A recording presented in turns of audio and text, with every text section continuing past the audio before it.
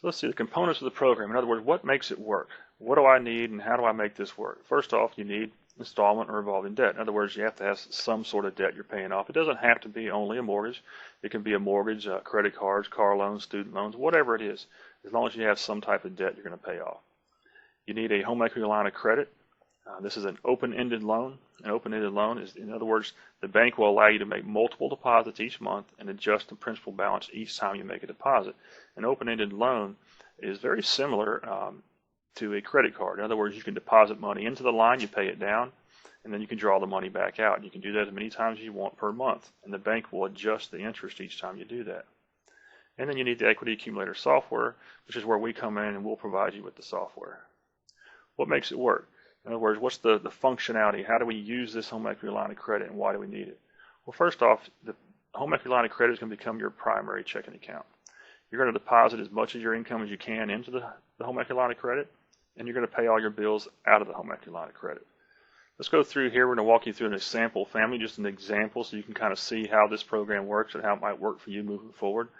This particular family has $5,000 a monthly income. They have $4,000 a month in expenses. In other words, that includes their mortgage, their car, their entertainment, everything they do for the month costs them $4,000. So they have $1,000 a month in discretionary income. We're going to start off here on this slide here, and what you're seeing here is we're walking right into the home equity line of credit. And in this particular, we're right here in month one. This particular client happens to have a balance of $3,500 on that line of credit. The $3,500 could have come, maybe the bank charged them some closing costs or line of credit. Maybe they paid off a credit card up front, something like that. Bottom line is they're starting off with a small balance of $3,500. The first thing you're going to do is you're going to add your expenses. In other words, you need to pay the $4,000 in expenses for the month. That takes your balance to $7,500. And then here comes your income. Now you deposit your income, so that immediately reduces the balance to $2,500. When you do that, instead of paying interest on the $7,500, you're going to pay interest for the month on $2,500. So your interest cost for the month, $20.83. Moving on to month two, we're going to carry over the $2,500. So we're now going to have add our $4,000 in expenses, which is going to take our balance to $6,500. Again, we deposit our income. That reduces the balance down to $1,500. And then here in month two, our cost, in other words, our finance charge to the bank for the month, $12.50. Carrying on here to month three, we start off, bring the balance forward to $1,500. We deposit not deposit, but we withdraw our $4,000 we need to pay all of our expenses. So that takes our balance up to $5,500. Again, we're going to deposit our income. When we do that, it's going to reduce the balance down to $500. But here you go. This is where the software comes in. Now, the software has been analyzing your inflows and outflows that we've been moving through the first 3 months. It's now seen that we've paid the balance down to $500, and it's going to recommend that you make a lump sum payment, and this lump sum payment is going to direct you where to send it. So if you have credit cards or mortgage, it's going to tell you where to send it. In this case, we're making the assumption that all the lump sum payments are going to a mortgage. When we send that lump sum payment into the bank, that's going to decrease our balance on the line of credit up to $4,175. And this month, here you go again, for the month three of the loan, we're going to pay $34.80 to the bank. Again, that's our finance charges for the use of the line of credit. So let's see, in the first 3 months of using this product so far, we've had total finance charges to the bank $68.13. We spent $68.13 so far for the use of the line. But what has that done for us, okay? Well, so far, because we just sent that $3,600 lump sum payment to the bank, we just canceled $17,000 in interest charges on the mortgage. We just knocked off 18 months off the term of the loan. So the next thing that happens here, and this is very important, is that each time you send in that extra principal payment, that lump sum payment to the mortgage holder, is you're manipulating the amortization schedule. In other words, if you look here at month three, you look there at the blue circle, you're down to 339 months. Now, this is month three, so you should have been at 357 months left on the loan. You're down to 339. Next thing you're going to see is in month three, you normally would have only had $201 going to the principal as part of your traditional monthly payment. But again, you've manipulated this amortization schedule, and so now an additional $19.38 is going to the principal each time you make a payment. Your balance is down to $195.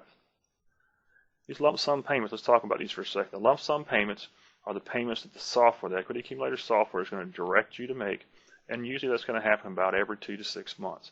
Just depends on your inflows and outflows and your discretionary income. but it will help you to do that, and it will tell you exactly when to make those payments, how often to make them, and what dollar amount to send. So let's move on here. Keep going here. We're going down to month 4 now, and as you can see here in month 4, again, your balance started off with the $41.75. You took out your expenses, took the balance to $81.75, deposited your income, so now the balance is down to $31.75. Your finance charge for month 4, $26.46. Going to month 5 again. We're down to $21.75 now on the balance. We're going to pay the bank $18.13 for the use of the money. In month 6, you notice we paid the line down. We've got it all the way down to $11.75. And again, here comes the software. It is now determined that you need to make another lump sum payment. You've paid the line down, and in this case, you notice that the lump sum payment is only $2,900 versus the $3,600 that the first lump sum payment was, and that's because your balance is a little higher. The balance is at $11.75. The software is never going to ask you to borrow too much money from the line of credit. If we borrow too much money from the line of credit, then our interest charge is going to be too high. So in this case now, our balance is up to $4,096. Our finance charge for the month is $34.13. So now by sending this $2,900, once again, we've canceled another $12,000 off the cost of the loan. Okay, we've knocked $12,000 off the future interest cost of that mortgage. We've knocked another 16 months off the term of the loan. So if you look at it here, for the first 6 months of the loan, for the cost of the line of credit, we spent $146 for the use of the line of credit. We've already canceled $29,000 in interest, and we've knocked an additional 31 months off the term of the loan. Now, let's not forget, this is a very important part. Each time you do this, again, you're going to manipulate the amortization schedule. So again, now we're 6 months into the loan. We've got the remaining payments left on the loan all the way down to $323.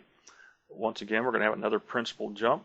Okay, within the first 6 months after we made the previous lump sum, we would have only had $222 going to principal. Now we've jumped it up again. Now we got a total of $238 a month going to principal each time we make our traditional monthly payment. The balance is all the way down to $192,000 now, just after 6 months of using the product. We're going to jump all the way to month 12 now, and as you see here in month 12, we paid the line all the way down to $1,003. And once again, here comes the equity accumulator. It's determined once again, okay, we've paid the line back down. It's time to make one more lump sum payment. So this will be 3 lump sum payments within the first 12 months of using the product. Balance is up to $39.21 now. We're going to pay the bank the $32.68 we owe them for the use of the money, for the use of the line of credit. We're going to cancel once again another $10,000 in interest, and we're going to knock another 14 months off the term. So for the first 12 months of using the product, we spent a total of $297 for the use of the line of credit. That's the finance charge we had for the line of credit we have to pay to the bank. Look at this. We've canceled $50,000 in interest, and we've knocked 53 months off the term of the loan. We look at the amortization schedule now. We're all the way down. We only have 295 remaining payments left on the loan. And look at the principal jump. We're all the way up to $275 of our traditional monthly payment. That monthly payment we're going to still continue to make each month, but now $275 going to the principal. Balance now all the way down to $184,000. So let's look at this, and let's go back to the original amortization schedule and see where we're at. If you look there at year 1, we would have only, if we were paying our normal monthly payment, we would have only had $210 going to the principal each month. That now is all the way up to $275. So now we've increase that, so as we're making our traditional monthly payment, more and more of it's going to principal. And that's pretty significant. You think about it, we went from $210 where it would have been if we were following the payment schedule the bank wanted us to follow, and we've jumped that all the way up to $275.